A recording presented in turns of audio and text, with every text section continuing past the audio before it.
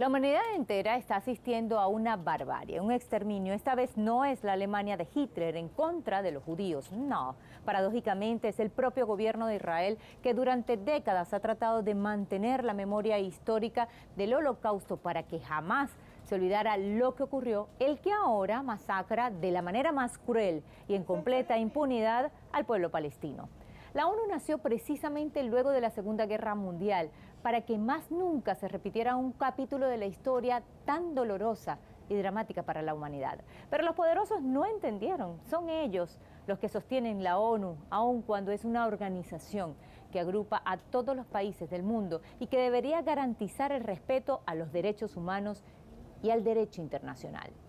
Aunque parte de sus funciones es mediar en los conflictos bélicos y proteger a las poblaciones más vulnerables, esto no ha sucedido con ninguno de sus países miembros que han sido intervenidos por Estados Unidos y sus aliados, y mucho menos con Palestina. No hay rincón en el planeta que no haya alzado su voz para que Israel detenga las bombas, pero pareciera que sus voces no son escuchadas. Es un grito al vacío. Van más de 9.000 palestinos asesinados y el 40% son niños. Según la UNICEF, cada 10 minutos es asesinado un niño en Gaza. Ni siquiera sus propias oficinas de derechos humanos son escuchadas. Ni el secretario de la ONU, ni nadie. Es la ONU contra la ONU de Washington e Israel. Y nos preguntamos, ¿para qué sirve la ONU? Pongamos el punto en la I.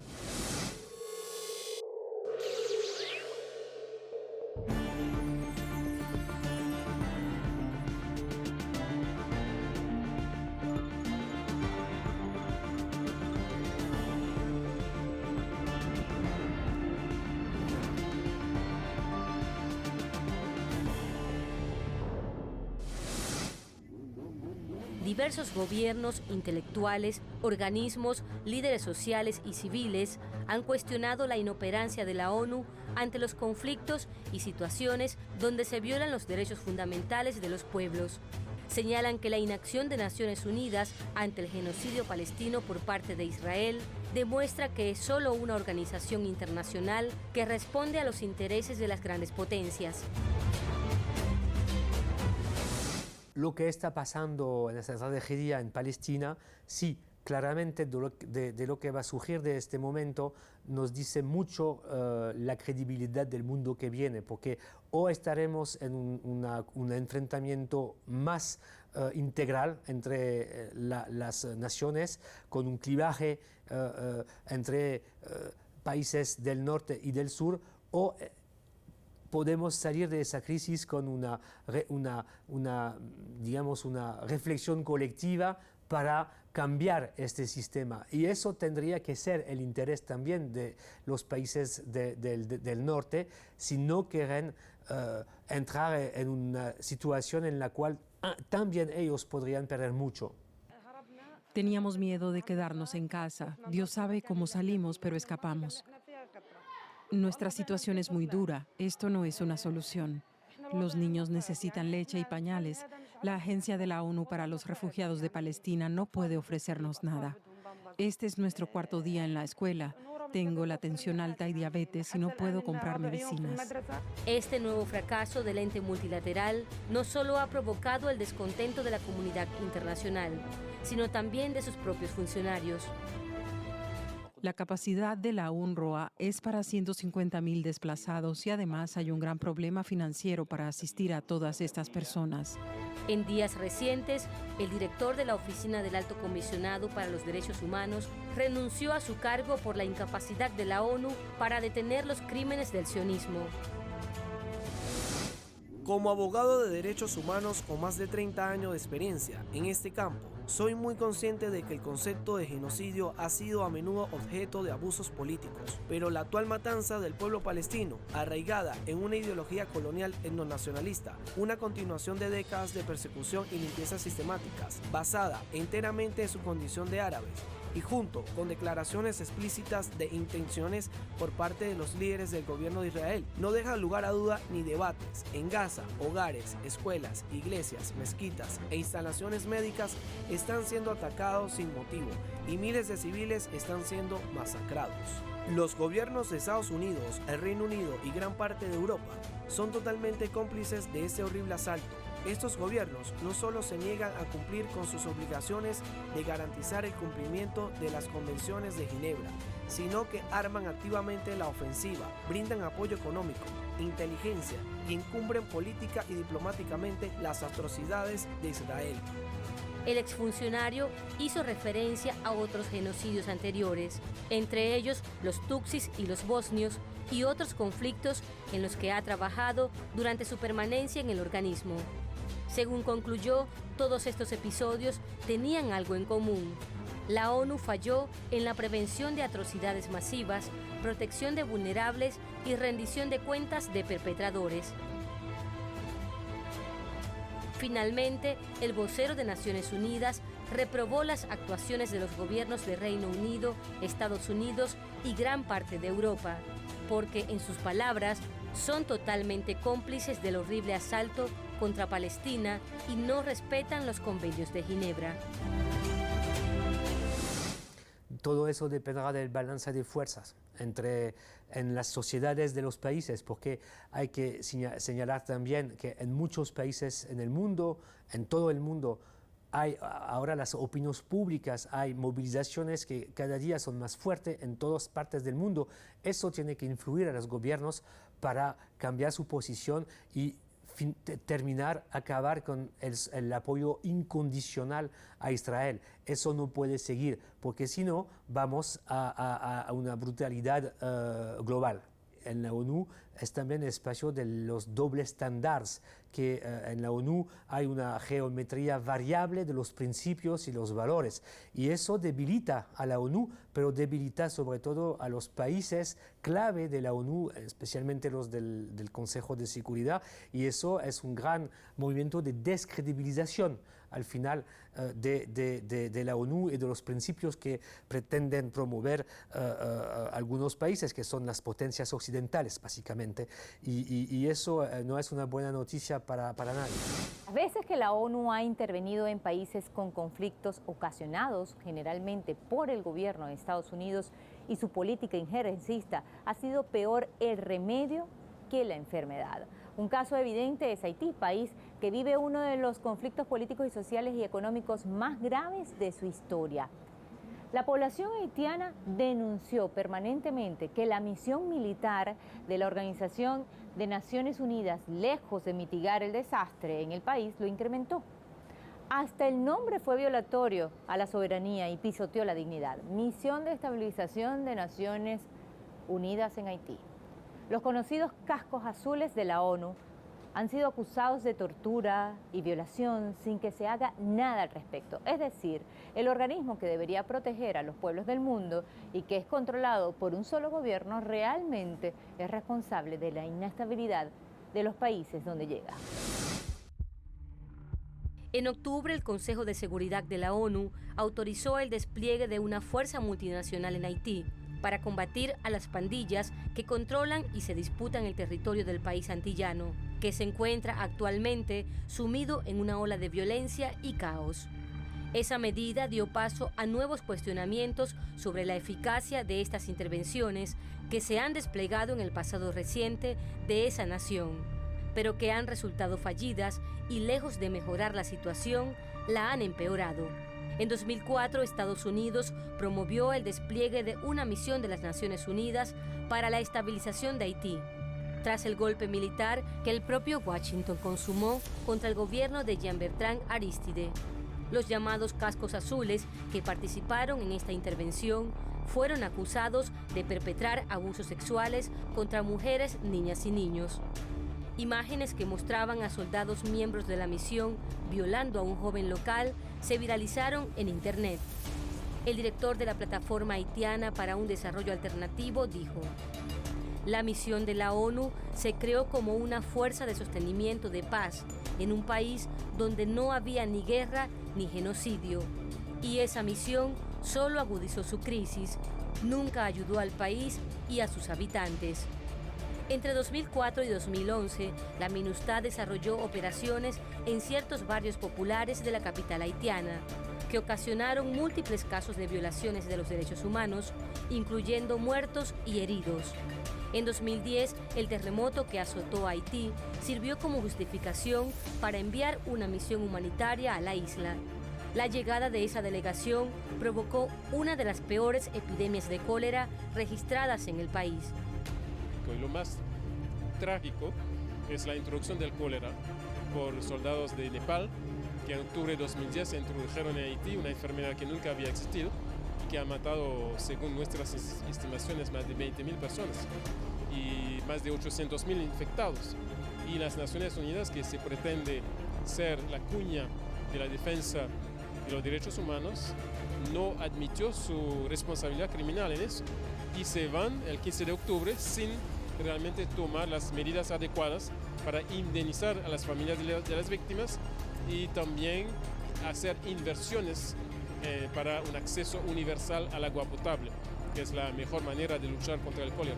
En estos momentos, cerca del 80% de la capital está bajo el control de bandas criminales, mientras unas 200.000 personas han abandonado sus hogares por causa de la violencia y el índice de criminalidad que se duplicó desde 2022.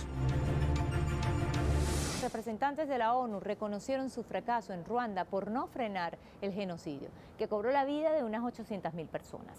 La actuación de la ONU en ese conflicto fue catalogada como una de las más irresponsables desde su creación. Lo único que hicieron fue condenar al medio de comunicación que promovió los asesinatos masivos. La masacre, al igual que en Palestina, me refiero a la de Ruanda, pudo evitarse y la ONU lo sabía, tanto así que 3 meses antes, el responsable del organismo había advertido sobre los crímenes que se preparaban por parte de los Hutus para acabar con los Tutsi. Sin embargo, ignoraron las alertas y los Estados miembros del Consejo de Seguridad se rehusaron a responder y frenar los ataques. En el caso de Somalia, hace al menos 16 años, 22.000 efectivos militares están desplegados en el país bajo un mandato conjunto entre la ONU y la Unión Africana. Esto para frenar el conflicto interno propiciado, adivinen por quién, por Occidente, que hasta la fecha sigue activo y en lo que va del 2023 ha cobrado la vida de cerca de 1.300 personas. El 6 de abril de 1994, 2 misiles de origen desconocido derribaron el avión del presidente ruandés Juvenal Habyarimana, que viajaba con su homólogo de Burundi, Cyprien Ntaryamira, ambos de la etnia Hutu. De inmediato, los líderes de esa comunidad responsabilizaron a los Tutsis, quienes eran la etnia minoritaria del país con tan solo un 15% de la población, provocando miles de asesinatos colectivos y violaciones a mujeres y niñas. Solo unos días después de que los cascos azules dejaran el país, se asesinó a casi 105.000 tutsis que habían sido refugiados en una iglesia católica. No fue sino hasta el 22 de junio, es decir, más de 2 meses después, que el Consejo de Seguridad autorizó a las fuerzas francesas a enviar una misión humanitaria llamada Operación Turquesa. Esa matanza, que en realidad fue causada por una rivalidad entre Francia y Estados Unidos por los recursos del este del Congo y su financiamiento a las guerrillas, provocó el exterminio del 75% de los 1.3 millones de tutsis que vivían en Ruanda. En la actualidad es una de las naciones más pobres del mundo. Está entre los primeros lugares del índice de fragilidad de los estados y un 70% de sus habitantes no tiene acceso a agua potable. La desnutrición afecta al 17% de la infancia y hay más de 400.000 desplazados internos.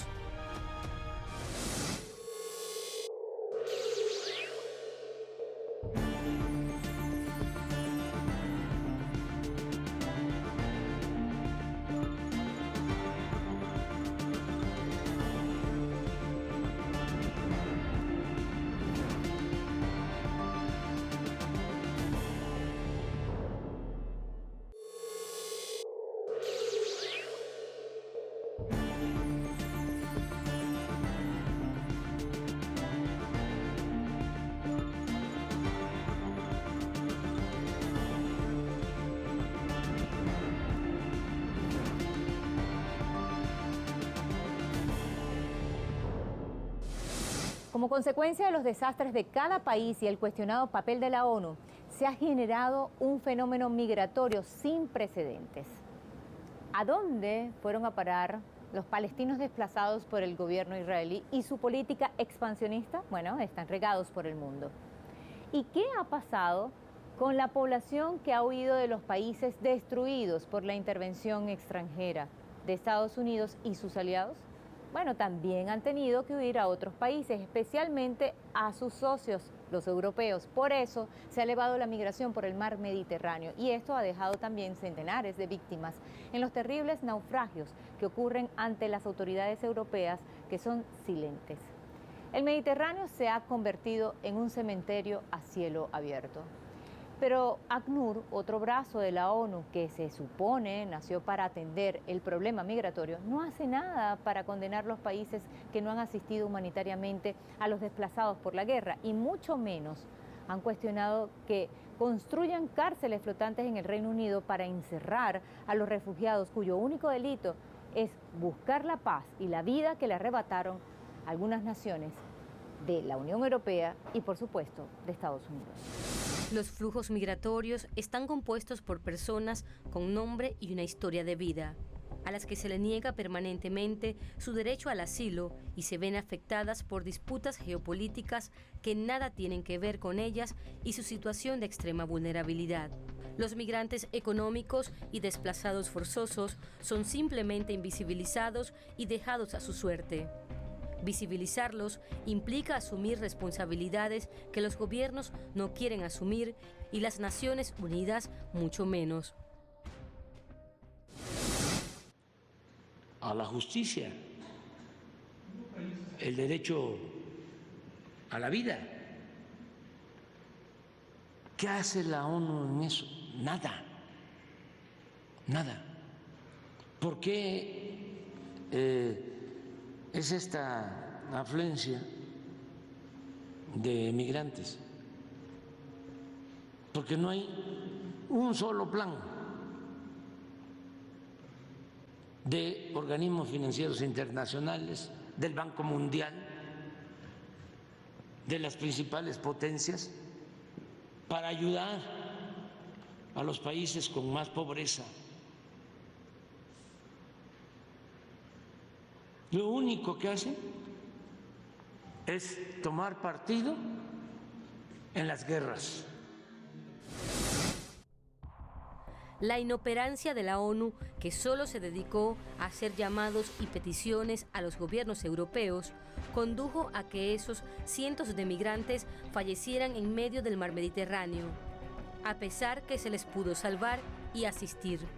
Estos hechos demostraron cómo Occidente logra burlar el derecho internacional que establece que las personas en situación de peligro en el mar deben ser rescatadas sin demora y llevadas a un lugar seguro. Pero Naciones Unidas no acciona al respecto.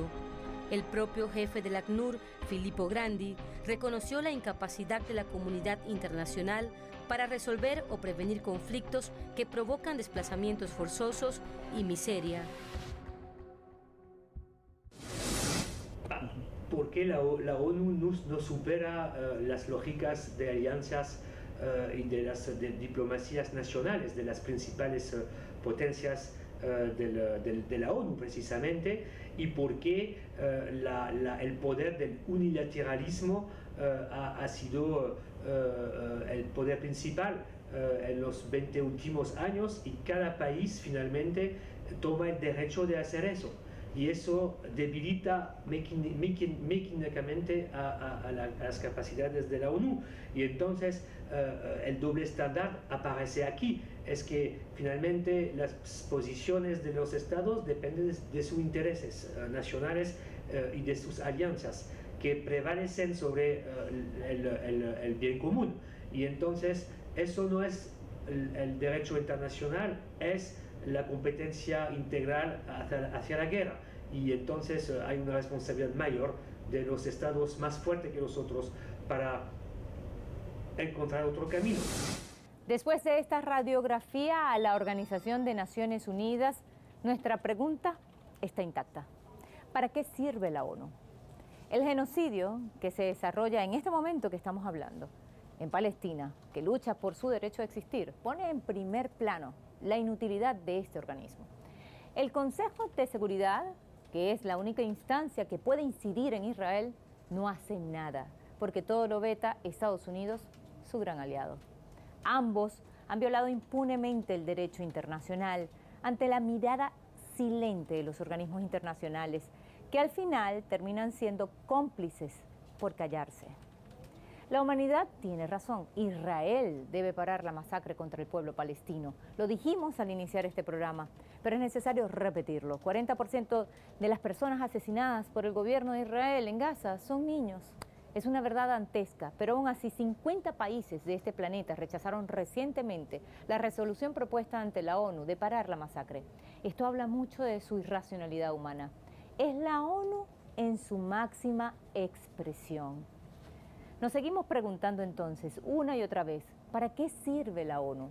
Después de lo de Palestina, sin duda, nacerá un nuevo orden mundial sobre la sangre de los mártires palestinos. Y si el mundo cambia, se lo deberá a la resistencia y la lucha de los que puedan sobrevivir y a la memoria de los que ya no están. Pusimos el punto en la I.